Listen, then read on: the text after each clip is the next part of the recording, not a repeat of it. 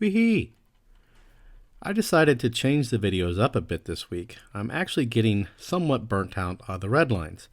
So I decided to swipe this Volkswagen Caddy mainline from the little guy's stash. He has thousands of cars. He's not going to miss this one. I really can't wait until these red lines are done so we can start some matchbox restorations and some customs. Hopefully you will enjoy this one. We're going to start by taking it apart, and I'll spare you the drilling and tapping. Next we'll cut the tabs so we can remove those stock wheels and axles because they have got to go. Here's what I'd like to use. I actually got these from a fairly expensive casting. It was roughly $5, but I really like these wheels. I thought this would be the perfect project. You can see they snap in there. We don't even really need to glue them, but we will do so eventually. I'm going to put it back together and check the stance. I'd love to slam this car, but it does have those wheel arches, and it'd be a little difficult to do unless we tuck the wheels way in. I think this casting was based off an autocross or a track day car. We're going to cut off the plastic tailpipes, and I'll take the file and file them as flat as I can get them. And I'm going to use some of the 16th inch aluminum tubing. Now I could have just painted the plastic ones, but I thought this would be cool. I'm going to use a small drill bit to expand the holes a bit. Not really to make them larger, but to get rid of some of that metal. They look too fat, and then I just simply glue them into place. We're going to fit the body over the base just to see what it looks like. It's not too bad. I'm actually quite pleased. Now it's time to strip the body. I actually got this tip from my buddy Wayne. He just puts his aircraft stripper in a jar and throws the car in there. And let me tell you, it works wonderful. Stir it up a bit, and then I take a brush and try to brush off the remaining paint, but there is no paint. It's all in the jar. Now that it's stripped, I'm going to inspect the body for defects. There are two. One where I drilled through the bed of the truck, which I knew I was going to do. I don't really care about that, and you'll see why later. And then there's this mark here. I'm not sure if that was meant for something, but I don't like it. So I'm just going to take a file and get rid of it. This is not the latch. It's actually above that. And I'm sure it was some important feature, but it's gone now. Once I'm done fondling the body, I'm going to prime it. We're going to use plastic coat. I'm using plastic coat because I am going to use an automotive paint. And this, I love this primer, but you'll see here in a moment, not everything goes as planned. This is one of the reasons why I don't do customs for customers. We're spraying along, happy, having a good time, and you can see the mist is getting lighter and lighter. Well, the can is clogged up. Tried to unclog the tip, tried to unclog the can, I put it in hot water, did everything, let it sit for a while. Doesn't work. So we're back to the Tamiya primer. I didn't remove the plastic coat. It went on just fine with no issues.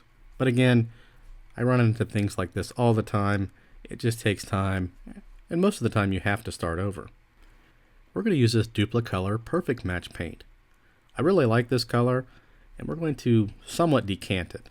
Essentially, I'm just spraying it into a bottle. Ideally, you would want to use a straw or something like that, but we only need a little bit. So we're going to use our airbrush and put one light coat on, and then follow it up with 2 or 3 medium coats. I didn't really go for a heavy coat on this one.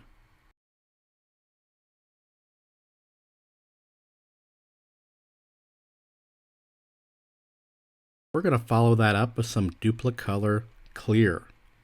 And we're going to layer it on, like 6 coats. Look at that. Now I didn't lose any detail, which is kind of surprising. And I normally don't go for this look, but it seems to be the in thing to do on Instagram, so I figured why not give it a try. One nice thing about it is you can really have a cruddy paint job and make it look great. For the finer details, we're going to paint our grille, just using some Tamiya paint. We're also going to use our chrome pen, dab it into a container, dip our brush, and then paint some other details. Now technically I should have painted this cooler in an aluminum color, but it's so small you really can't tell the difference. Then we paint the piping black. Of course I can't forget to paint the bottom of the cooler because when it flips off the rotating stand and lands upside down, you would see that. I'm painting the connecting points for the flares. These are typically either rivets or screws. And for me, this is going all out. I usually don't put this much detail in any casting. Figured why not. I need to remove this roll bar portion in the sunroof area. It looked hideous, so it has to go. I need to tape off the outside of the windows because I'm going to use that Alclad paint and paint these from the inside. Initially, I do a light coat or a couple light coats to get somewhat of a tint effect, and the only problem with that is you can still see the blue. It's very blue. So we end up just painting it completely black. Decided to make a tonneau cover out of some Purple Heart. This took a little fiddling, but I got a perfect fit. I don't have to glue it into place or anything. This is why I didn't care about that screw hole. I was going to use some walnut, but I didn't like the look of it.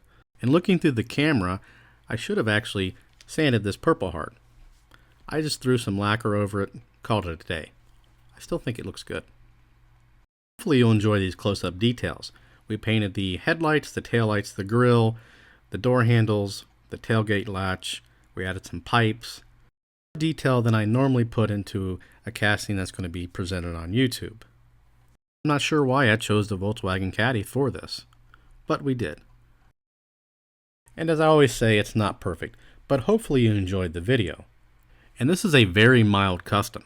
There are some YouTubers and some Instagrammers out there that are doing some crazy things with these castings. Making doors, you name it. It's amazing. Although it may not be amazing, it's a far cry from where we started from. And this is your basic 99-cent Hot Wheels. Aside from the wheels, I did not put any money into this custom. These were all materials that I already had.